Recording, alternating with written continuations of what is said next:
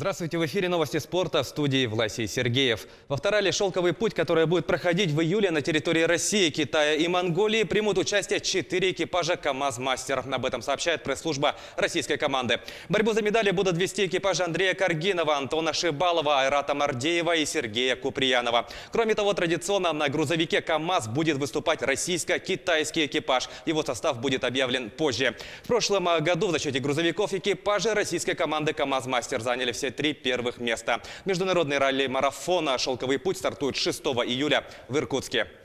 ЦСКА обыграл петербургский СКА со счетом 3-1 в 7-м матче полуфинальной серии плей-офф КХЛ и вышел в финал турнира. В составе победителей шайбу забросили Линдон Вэй, Антон Слепышов и Михаил Григоренко. У СКА отличился Сергей Плотников. Счет серии до 4 побед стал 4-3 в пользу столичного клуба. На пути к финалу армейцы, выигравшие регулярный чемпионат, также победили подмосковный «Витязь» и московская «Динамо». В финале плей-офф континентальной хоккейной лиги армейцы сыграют с омским «Авангардом», который в полуфинале в 6 матчах победил уфимский Салават Юлаев. Первая игра серии состоится 13 апреля.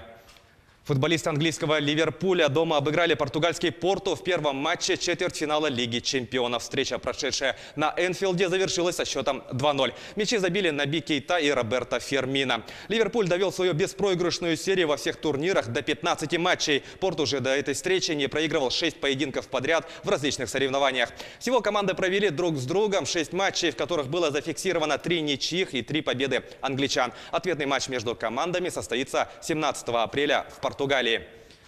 В другом четвертьфинальном матче лондонский «Тоттенхэм» на своем поле со счетом 1-0 переиграл Манчестер Сити. Единственный мяч на 78-й минуте забил Сон Хэн Мин. Отметим, что на 13-й минуте встречи нападающий горожан Серхио Агуэро не реализовал пенальти, назначенный за игру рукой защитника Дэнни Роуза. Удар аргентинца парировал голкипер Тоттенхэма Уго Льорис. Этот матч стал первым для лондонцев в рамках еврокубкового турнира. Арена Тоттенхэм Хотспур с трибунами на 62 тысячи зрителей была открыта 3 апреля. Ответный четвертьфинальный матч состоится 17 апреля в Манчестере. Нововведения могут кардинальным образом повлиять на российский футбол. К ним нужно относиться аккуратнее. Такое мнение озвучил министр спорта России Павел Колобков. Ранее в полуфинальных матчах Олимп Кубка страны была впервые использована система видеоассистента арбитра. Напомню, тестирование ВАР было одобрено в 2016 году. На данный момент система применяется в чемпионатах Италии, Германии, Испании, а также в Лиге чемпионов.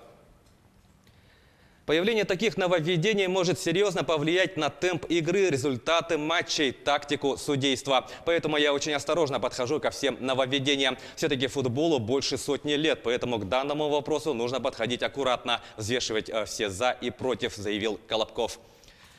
В Якутске стартует 12-й турнир по мини-футболу на кубок клуба «Ирбис», посвященный памяти одного из основателей команды Ростислава Бураева. Матчи будут проходить на площадках Дворца спорта 50 лет Победы и детско-юношеской спортивной школы номер 4 среди ведущих команд города Якутска, а также Ленского и Алекминского улусов. Отметим, что в этом году в рамках традиционного турнира впервые состоятся состязания среди коллективов ветеранской возрастной группы. Сегодня будет сыграно 7 матчей предварительной стадии в обоих дивизионах. Торжественное открытие состоится в 19:30 во Дворце спорта 50 лет Победы. Напомню, действующим обладателем трофея является столичный футбольный клуб «Ирбис», который в этом году празднует 20-летие со дня основания.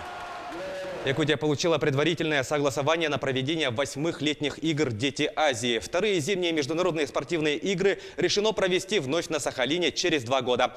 Далее эстафету игр примет Кузбасс, где они состоятся в 2023 году. В Олимпийском комитете России состоялось совещание. В ходе обсуждения все пришли к общему мнению, что если Якутия заинтересована в дальнейшем развитии хапсагая и якутских прыжков, то следует серьезно задуматься о создании Всероссийской и международной федерации, по примеру масс-рестлинга, а также расширение их географии.